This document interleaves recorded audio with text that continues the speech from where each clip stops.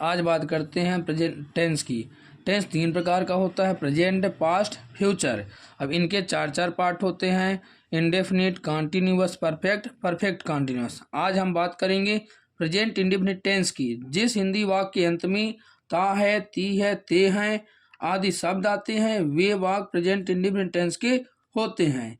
इस टेंस में main verb का फर्स्ट फॉर्म एवं मेन वर्ब के फर्स्ट फॉर्म के साथ एस और ईएस का यूज किया जाता है। सिंगुलर सब्जेक्ट के साथ वर्ब का फर्स्ट फॉर्म प्लस एस और ईएस यूज किया जाता है। प्लूरल सब्जेक्ट के साथ वर्ब का फर्स्ट फॉर्म यूज किया जाता है। वर्ब का फर्स्ट फॉर्म हमेशा प्लूरल होता है तथा हमेशा प्लूरल सब्जेक्ट के साथ ही यूज किया जाता है। सिंगुलर सब्जेक्ट के साथ वर्ब का फर्स्ट फॉर्म प्लस एस और ईएस यूज किया जाता है। वर्ब के अंत में एस और ईएस लगाकर वर्ब को प्लूरल से सिंगुलर बनाया जाता है, क्योंकि सिंगुलर सब्जेक्ट के साथ सिंगुलर वर्ब का यूज किया जाता है। अब बात करते हैं सब्जेक्ट की। सब्जेक्ट दो होते हैं, सिंगुलर और प्लूरल। सिंगुलर सब्जेक्ट में किसी एक सब्जेक्ट का पता चलता है, प्लूरल में से एक से अधिक का पता चलता है।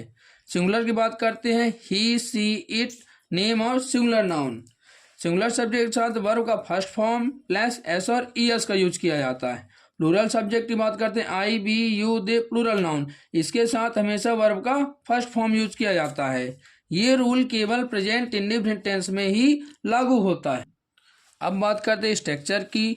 Subject plus verb plus object. अब इसमें दो स्ट्रक्चर ले सकते हैं हम। प्लूरल सब्जेक्ट के साथ वर्ब का फर्स्ट फॉर्म आएगा, सिंगुलर सब्जेक्ट के साथ वर्ब का फर्स्ट फॉर्म प्लस एस और ईएस आएगा।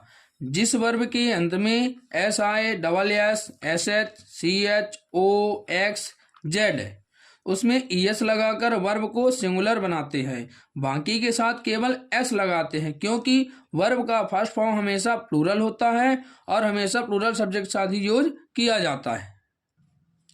जैसे राम घर जाता है, राम सिंगुलर सब्जेक्ट है इसलिए हम गोज आया है। हम घर जाते हैं, we go home, we plural subject है इसलिए वर्ब का फर्स्ट फॉर्म आया है। अब बात करते हैं निगेटिव सेंटेंस की। इस वाक्य में सहायक क्रिया डू डज का यूज किया जाता है तथा हेल्पिंग वर्ब के बाद नॉट का यूज किया जाता है। हेल्पिंग वर्ब का यूज करने के बाद मेन वर्ब का फर्स्ट फॉर्म यूज किया जाता है। अब बात करते हैं किसका डज लगेगा, किसका डू नॉट लगेगा। ही, सी, इट, नेम और सिंगुलर नाउन के साथ डज नॉट का यूज किया जाता है। आई, बी, यू, दे और प्लूरल नाउन इसके साथ डू नॉट का यूज किया जाता है। जैसे वह घर नहीं जाता है, अब ही क्या है, सिंगुलर सब्जेक्ट है इसलिए हम डज नॉट का यूज करेंगे। वे घर नहीं जाते हैं, they do not go home, they क्या है, प्लूरल सब्जेक्ट है इसलिए हम इसके साथ डू नॉट का यूज करेंगे। अब बात करते हैं इंट्रोगेटिव सेंटेंस की। इस वाक्य में प्रश्नवाचक शब्दों का यूज किया जाता है। इस वाक्य में सहायक क्रिया डू डज का प्रयोग किया जाता है। इसमें दो कंडीशन होती हैं। जब हिंदी सेंटेंस में प्रश्नवाचक शब्द वाक्य के शुरू में आता है तो सबसे पहले हेल्पिंग वर्ब का यूज किया जाता है और उस क्वेश्चन वर्ड की अंग्रेजी नहीं बनाई जाती है। स्ट्रक्चर देखते हैं। क्वेश्चन वर्ड की जगह क्या आ जाएगा, डू डज सहायक क्रिया हो गई, फिर सब्जेक्ट आएगा, फिर मेन वर्ब का first form plus object plus other verb plus question word जरूर लगाएंगे। जैसे क्या राम घर जाता है, अब यहाँ क्या क्वेश्चन वर्ड है जो कि सेंटेंस के शुरू में आ रहा है, तो हम क्या की अंग्रेजी ना बना करके क्या लगाएंगे, सहायक क्रिया डू डज। तो यहाँ क्या है, राम सिंगुलर सब्जेक्ट है इसलिए हम डज लगाएंगे, डज राम गो होम। अब बात करें सेकंड कंडीशन की। जब हिंदी सेंटेंस में प्रश्नवाचक शब्द वाक्य के बीच में आता है तो सबसे पहले उस क्वेश्चन वर्ड की अंग्रेजी बनाते हैं, फिर according to tense, according to subject सहायक क्रिया का प्रयोग किया जाता है। अब बात करते हैं इसका स्ट्रक्चर कैसे आएगा। तो सबसे पहले क्वेश्चन वर्ड हम लिखेंगे, फिर सहायक क्रिया लिखेंगे सब्जेक्ट के अनुसार, फिर वर्ब का फर्स्ट फॉर्म आएगा, फिर ऑब्जेक्ट प्लस अदर वर्ड आ जाएगा, क्वेश्चन मार्क हम जरूर लगाएंगे।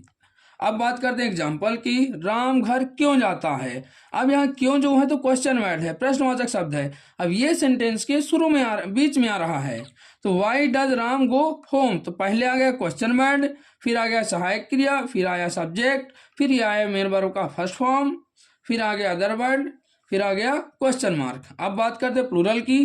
हम घर कब जाते हैं। अब कब क्या है, प्रश्नवाचक शब्द है। अब ये वाक्य बीच में आ रहा है तो सबसे पहले इसी का अंग्रेजी बनाएंगे हम, जैसे व्हेन, फिर आएगा do according to subject, we क्या है, प्लूरल सब्जेक्ट है इसलिए हम डू लगाएंगे। फिर according to rule main verb का फर्स्ट फॉर्म यूज करेंगे। अब बात करते हैं इंट्रोगेटिव निगेटिव की।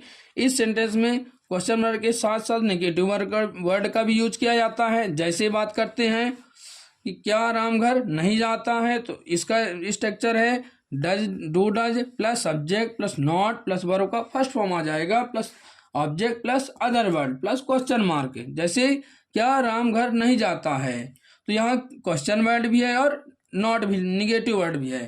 तो does Ram not go home, क्या वे घर नहीं जाते हैं, do they not go home. अब सेकंड की बात करते हैं, सेकंड रूल की। इसमें आया question word plus do does plus subject plus not plus verb का first form plus object plus other word. जैसे राम घर क्यों नहीं जाता है, तो पहले आ जाएगा क्यों, क्वेश्चन वर्ड है, फिर सहायक क्रिया आएगी, फिर आएगा सब्जेक्ट, फिर आएगा नॉट, फिर आएगा मेन वर्ब का first form plus object plus आ जाएगा क्वेश्चन मार्क।